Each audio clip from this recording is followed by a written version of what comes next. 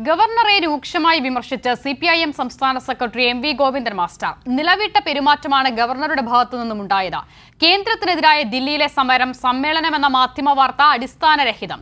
കേന്ദ്ര ഏജൻസികളുടേത് പ്രതികാര മനോഭാവം എന്നത് സുപ്രീം കോടതിയും അംഗീകരിച്ചതായും MV ഗോവിന്ദൻ മാസ്റ്റർ വ്യക്തമാക്കി. നയപ്രഖ്യാപന പ്രസംഗം ഭരണഘടനാപരമായി ഗവർണർ നടത്തി.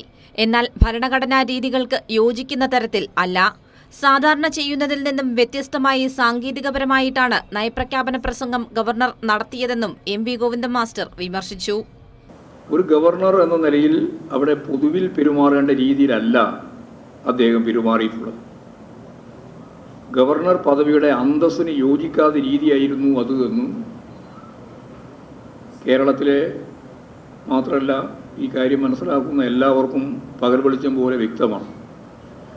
അപ്പോൾ നിലവിട്ട പെരുമാറ്റമാണ് അദ്ദേഹം കാഴ്ചവെക്കുന്നത്. കേന്ദ്രത്തിന്റെ നിലപാടുകൾക്കെതിരായ പൊതുപ്രതിഷേധമായി ഫെബ്രുവരി 8 ദില്ലിയിലെ സമരം മാറും. സമരം സമ്മേളനമെന്ന മാധ്യമ വാർത്ത അടിസ്ഥാനരഹിതമാണ്.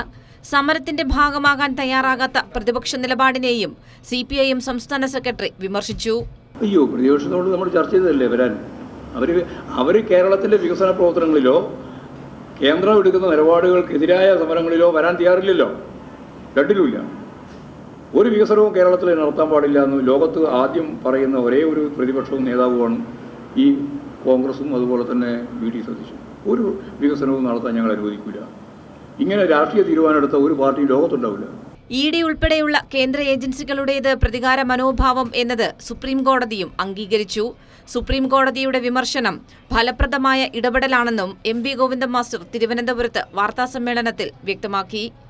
കൈരളി ന്യൂസ്, തിരുവനന്തപുരം.